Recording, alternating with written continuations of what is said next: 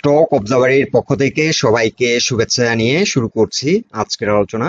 বন্ধুরা, আজ আমরা বর্তমান সময়ে 4টি পারফর্মিং স্টক পিক করেছি এবং এই স্টকগুলো নিয়ে আজ আমরা বিস্তারিত আলোচনা করব। স্টকগুলো হলো ফুয়াং ফুড, মেঘনা লাইফ, চিটং ভেজিটেবল এবং পেপার প্রসেসিং। আলোচনাটি শেষ পর্যন্ত শুনতে থাকুন। আলোচনাটি শুরুতেই সবাইকে রিকোয়েস্ট করব, ডিসক্লেমার অংশটি আপনারা ভালো করে পড়ে নেবেন। পুঁজিবাজার ঝুঁকিপূর্ণ।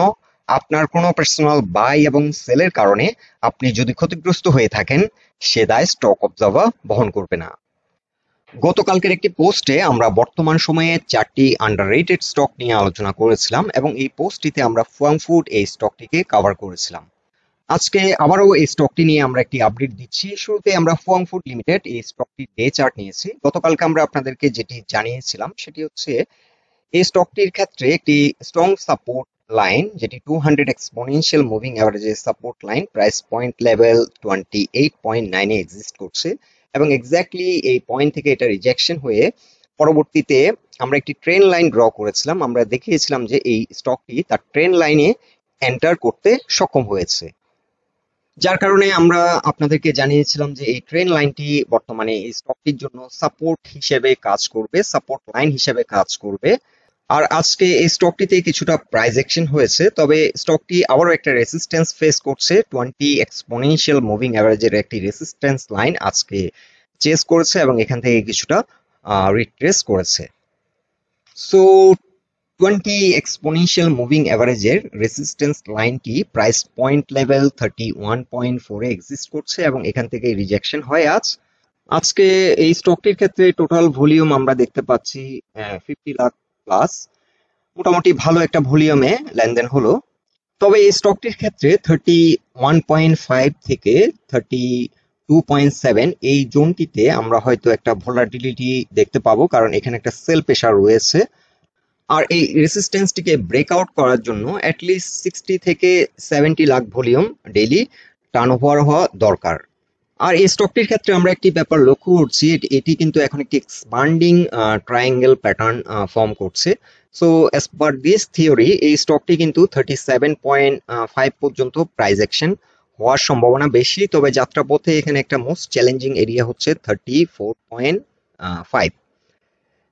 এই জোনটিতে কিন্তু ভালো রকমের একটা সেল প্রেসার রয়েছে এবং এই জোনটিতে আসলে আমাদেরকে অ্যালার্ট থাকতে হবে। এখানেও কিছুটা সেল প্রেসার ফেস করবে, তবে ভলিউম যদি একটু বৃদ্ধি পায়, আমরা আশা করছি এটি যদি কালকে 31.5 এর উপর ঘুরে দাঁড়াতে পারে তাহলে ভলিউম বৃদ্ধি পাবে এবং এই স্টকটি কিন্তু আরো ভালো মোমেন্টাম এই স্টকটি পাবে।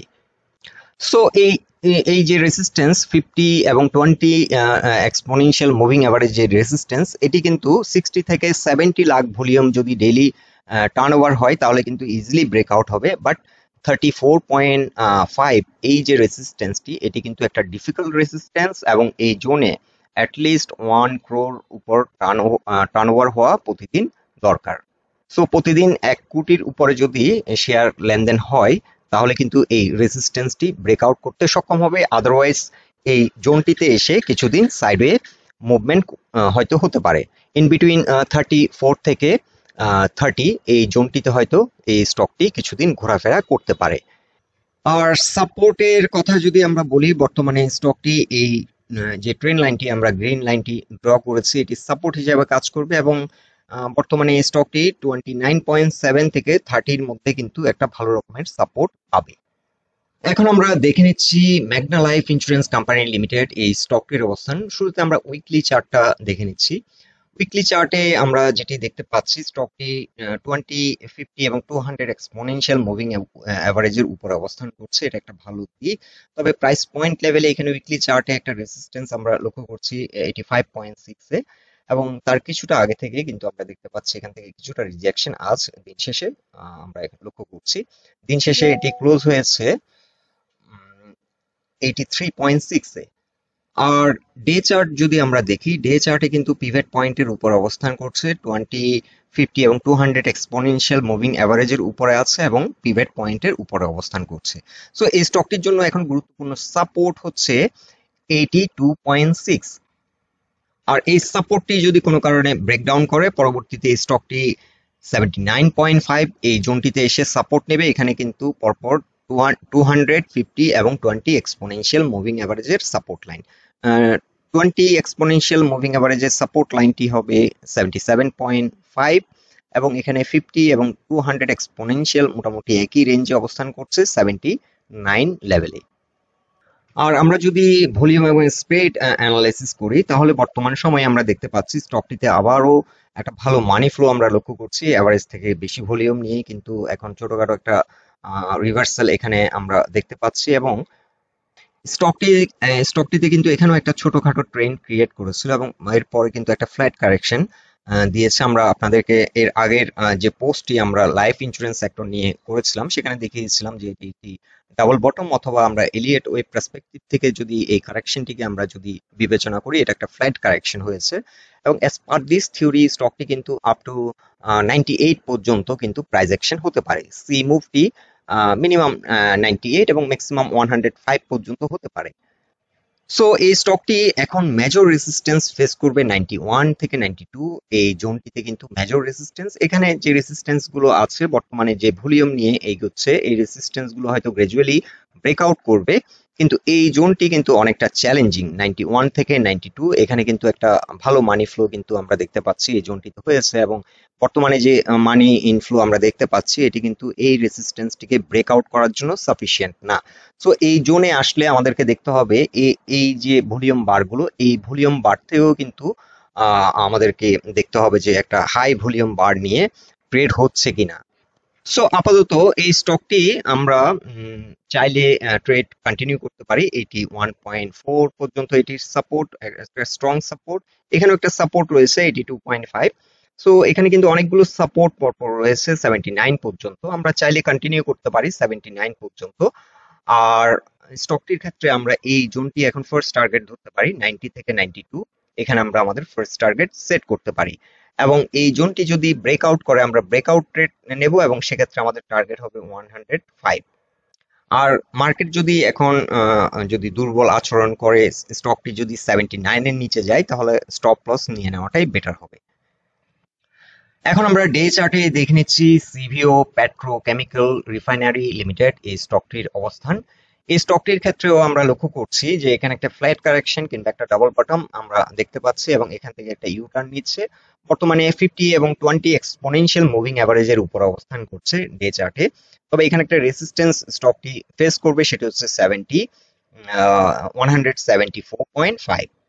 সো এই স্টকটির ক্ষেত্রে ফার্স্ট টার্গেট হতে পারে 180, এখানে ফার্স্ট টার্গেট হতে পারে এবং সেকেন্ড টার্গেট হতে পারে 190। সো আপাতত আমাদেরকে 178.6 এই জোনটিতে অ্যালার্ট থাকতে হবে এবং পরবর্তীতে 187.9 এই জোনটিতে আসলে আমাদেরকে অ্যালার্ট থাকতে হবে। এই দুটো কিন্তু গুরুত্বপূর্ণ রেজিস্ট্যান্স এই স্টকটির জন্য বর্তমানে। আর সাপোর্ট নিয়ে আমরা আসলে খুব বেশি কথা বলছি না, কারণ এটি সাপোর্ট পয়েন্ট থেকে মাত্র ঘুরে দাঁড়ালো। স্টকটি এখন 168, এখানে একটা স্ট্রং এই জোনটিতে এসে স্ট্রং সাপোর্ট পাবে। এখন আমরা ডে চার্টে দেখে নিচ্ছি paper processing and packaging limited এই স্টকটির অবস্থান। এই স্টকটি একটা ডাউনওয়ার্ড যে একটা ট্রেন্ড ছিল সেই ট্রেন্ড থেকে বেরিয়ে আমরা দেখতে পাচ্ছি একটা রিটেস্ট করেছে, রিটেস্ট করে এখন রিভার্সাল। সো স্টকটি এখন এন্ট্রি নেওয়ার জন্য একটা সুইটেবল পজিশনে আছে। ভলিউম আমরা দেখতে পাচ্ছি এভারেজ ভলিউম থেকে বেশি ভলিউমে আজ ট্রেড হলো, মানি ফ্লো কিন্তু বৃদ্ধি পাচ্ছে আর স্টকটি একটি স্ট্রং রেসিস্টেন্স ফেস করবে 241 থেকে 242। এই রেসিস্টেন্সটিকে যদি এটি ব্রেকআউট করতে পারে এই স্টকটি আবার একটা মেজর রেসিস্টেন্স ফেস করবে 252 থেকে 254। সো আমরা এই স্টকটি যদি এখন এন্ট্রি নিই তাহলে আমরা ফার্স্ট টার্গেট সেট করব 252 থেকে 254। এই জোনটিতে আমরা আমাদের ফার্স্ট টার্গেট সেট করব এবং স্টকটি যদি কোনো কারণে 230 নিচে নেমে যায় তাহলে আমরা স্টপ লস দিয়ে দিতে পারি। তবে বর্তমানে মার্কেট কিন্তু অনেক বেশি ভোলাটাইল, সেক্ষেত্রে আমরা চাইলে কিছুটা টলারেন্স লিমিট আমরা রাখতে পারি 227.8। এখানে একটি ফিবোনাচি লেভেলে একটি সাপোর্ট রয়েছে 23% এর একটি সাইকেল। সো আমরা এই জোনটি পর্যন্ত চাইলে ওয়েট করতে পারি এবং এখান থেকে যদি কোনো কারণে এটি রিট্রেস করে, আবারও একটা রিটেস্ট এখানে করে, এখান থেকে ইউ টার্ন নিয়ে এই স্টকটি হয়তো এই রেসিস্ট্যান্সটিকে চেস করবে, এটাকে ব্রেকআউট করে আমরা যে ফাইনালি যে টার্গেটটি সেট করেছি সেটি হয়তো অ্যাচিভ করবে। তবে এই জোনের যে রেসিস্ট্যান্সটি স্টকটির জন্য আমরা দেখতে পাচ্ছি 252, এটি অনেক ডিফিকাল্ট একটা রেসিস্ট্যান্স এবং এটি ব্রেকআউট করা কিন্তু অনেক বেশি চ্যালেঞ্জিং হবে। বর্তমানে যে মানি ফ্লো, এই মানি ফ্লো কিন্তু সাফিসিয়েন্ট না এই রেসিস্ট্যান্সটিকে ব্রেকআউট করার জন্য। সো বন্ধুরা, এই 4টি স্টক নিয়ে এটাই ছিল আমাদের অবজারভেশন। আলোচনাটি যদি ভালো লেগে থাকে অবশ্যই পোস্টটিকে লাইক দিন, আর আমাদের সাথে থাকার জন্য আপনাদের অসংখ্য ধন্যবাদ।